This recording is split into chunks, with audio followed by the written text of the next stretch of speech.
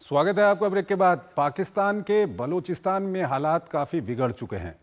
एक ओर बलोच अलगाववादी लगातार पाकिस्तानी सेना और सरकारी कार्यालयों पर हमले कर रहे हैं, तो वहीं ईरान और अफगानिस्तान को जोड़ने वाले अबदोही बॉर्डर को बंद करने को लेकर भी बलोच प्रदर्शन कर रहे हैं। दूसरी ओर पाकिस्तानी सेना पर बलोच महिलाओं और युवकों के अपहरण के आरोप के जो मामले हैं वो फिर जोर पकड़ने लगे हैं। ये रिपोर्ट देखिए। पाकिस्तान के बलूचिस्तान प्रांत में हालात फिर से खराब हो गए हैं। पाकिस्तानी प्रशासन और आर्मी के अत्याचारों से तंग आकर पिछले कुछ सालों से बलूचों का आंदोलन लगातार तेज हो रहा है, जिसके बाद ये काफी हिंसक भी हो गया है। ऐसी ही एक घटना में मंगलवार को पाकिस्तान सरकार और बलूच विद्रोहियों के बीच टकराव देखने को मिला। बलूचों ने राजधानी क्वेटा से 40 किलोमीटर दूर मास्टुंग इलाके में जोरदार हमला किया। यहां बलूच हमलावरों ने शहर में घुसते ही पहले मास्टुंग के तहसील कार्यालय में बम धमाका किया और फिर 2 बैंक और कई सरकारी इमारतों को आग के हवाले कर दिया। बलूच विद्रोह लंबे समय से पाकिस्तान सरकार के दमन, संसाधनों के दोहन और सैन्य अत्याचारों के खिलाफ चल रहा है और मास्टुंग में बढ़ती हिंसा एक बार फिर इस बात को उजागर करती है कि बलूच आंदोलन की आग थमी नहीं है, बल्कि और भड़कती जा रही है।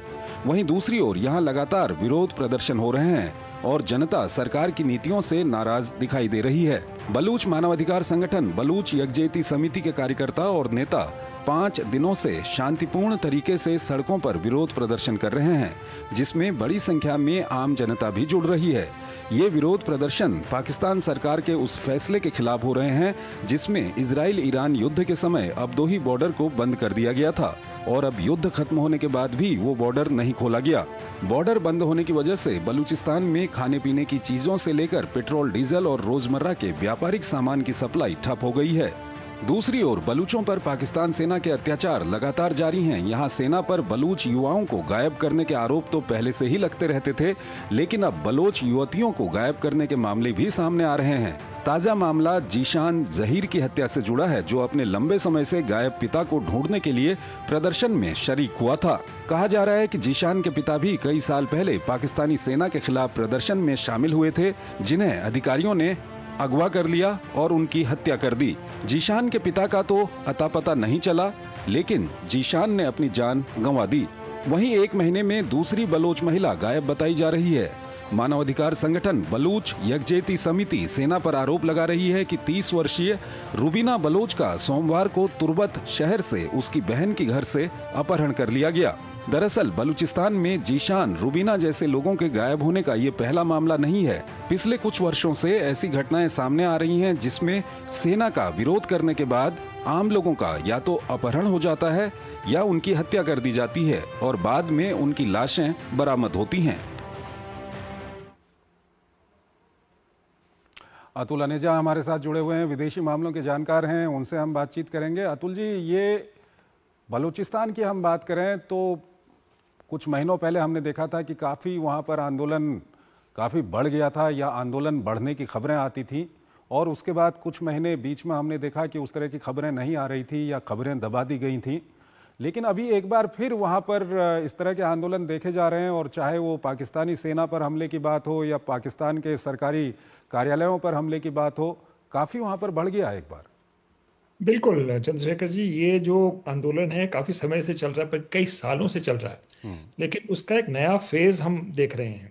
ये आज नहीं देख रहे, ये हम अभी अगर अब मैं कुछ पीछे के इंसिडेंट्स अगर देखें तो आपको याद होगा कि वो जाफर एक्सप्रेस ट्रेन के ऊपर अटैक हुआ था। बिल्कुल।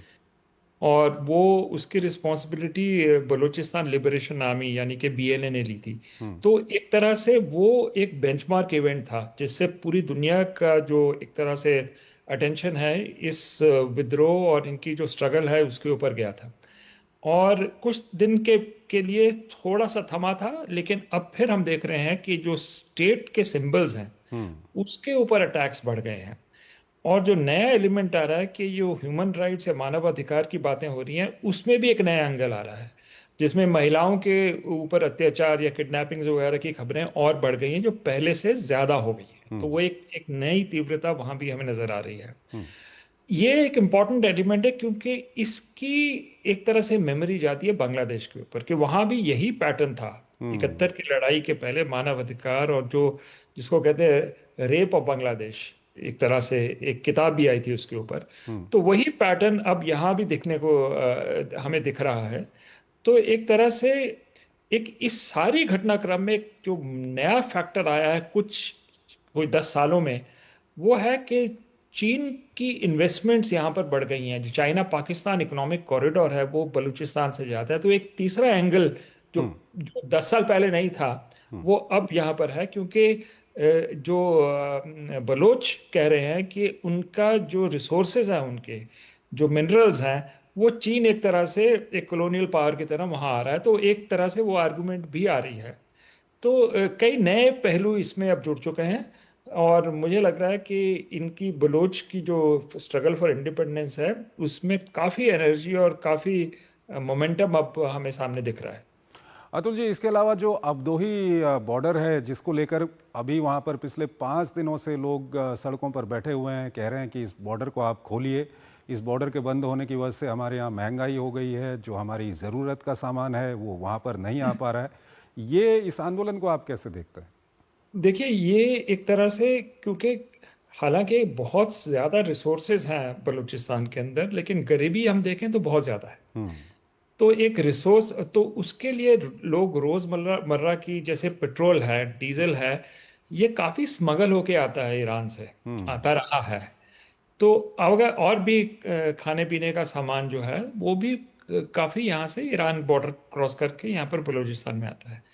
तो ये जो बॉर्डर बंद हुआ है, इससे ऑब्वियसली लोगों को जो है बहुत ही कठिनाई महसूस हो रही है। मुझे लगता है ये बंद होने के कारण और भी है। अगर हम देखें कि जब युद्ध शुरू हुआ था इसराइल और ईरान के बीच में, जी। तो एक तरह से ईरान नहीं चाहता था कि ये बॉर्डर भी किसी तरह से ऐसे इस्तेमाल हो जो जो जो सैनिक कार्रवाई ईरान कर रहा है उसको किसी तरह से क्षति पहुंचे। तो ये भी एक कारण था कि एक तरह से पुराना इतिहास है कि पाकिस्तान और अमेरिका साथ जुड़े रहे हैं, एक स्ट्रेटेजिक पार्टनर्स रहे हैं जो ईरान के हित में नहीं है। तो मुझे लगता है एक जियोपॉलिटिकल फैक्टर भी है कि ये बॉर्डर क्यों बंद किया गया है। ठीक है, लेकिन मुझे लग रहा है कि हाँ जी जी जी जी अतुल जी, पूछे अब तीसरा सवाल आपके सामने रखना चाहूँगा मैं। तीसरा सवाल काफ़ी महत्वपूर्ण है, क्योंकि आज भी जो वहाँ पर बलूच समितियाँ हैं उन्होंने ये आरोप लगाया है कि पाकिस्तानी सेना ने एक युवती का आज अपहरण किया है वहाँ पर, और उनका कहना है कि 1 महीने पहले एक युवती का और वहाँ पर अपहरण किया गया था। ये युवकों के और लोगों के अपहरण करना, उनको हत्या करना, ये सब आरोप तो पाकिस्तानी सेना पर लगते रहते थे, लेकिन अब पाकिस्तानी सेना ने वहाँ पर महिलाओं को भी नहीं छोड़ा।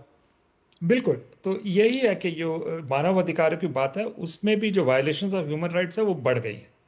और वो हम सामने अब देख रहे हैं कि बहुत सारे यूथ को उठा के ले जाते थे, डिसअपीयरेंस, एनफोर्स डिसअपीयरेंसेस काफ़ी हुई हैं बलूचिस्तान के अंदर। लेकिन एक नया एंगल आ गया है कि जब जब औरतों महिलाओं को जो है टारगेटेड तरीके से एक तरह से उनके ऊपर एक तरह से आक्रमण किया जा रहा है पाकिस्तान फौज की तरफ से, तो ये भी दर्शाता है कि कितना डेस्परेट हो गया पाकिस्तान।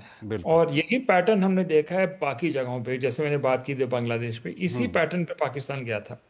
तो ये स्थिति बिगड़ रही है। अभी हमें देखना है कि ये आगे चल के कहाँ जाती है, क्योंकि पीछे पीछे जो है सिर्फ ये स्पॉन्टेनियस रिवोल्ट्स नहीं है, इसके पीछे ऑर्गेनाइज शक्तियां अब आ गई हैं। बिल्कुल, मैंने बलूचिस्तान लिबरेशन आर्मी के बारे में बात की थी। इस तरह से बहुत सारी बलोच ऑर्गेनाइजेशन है। और एक नई बात जो आई थी, पहले ये अलग थलग होती थी, अब एक तरह से ब्रास नाम की एक संस्था है जिसने सबको जोड़ा है। दूसरी बात जो हो रही है टीटीपी के साथ, जो खैबर पख्तूनख्वा में आंदोलन एक तरह से वहां पर वायलेंस चल रही है, इन दोनों के बीच में भी तालमेल की खबरें आई हैं।